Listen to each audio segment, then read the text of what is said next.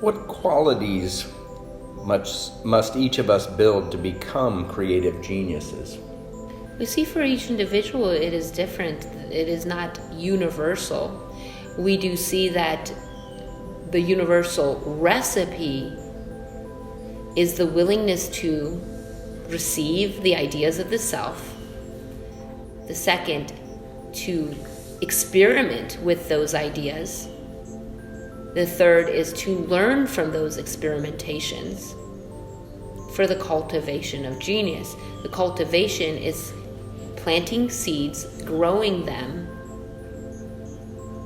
understanding the growth and receiving the fruits of those seeds, and repeating this process over and over until it has been mastered. It is the intimacy in which each individual creates with themselves and their ability to create that cultivates the genius. The cultivation is the ability to express what is already within. This is all.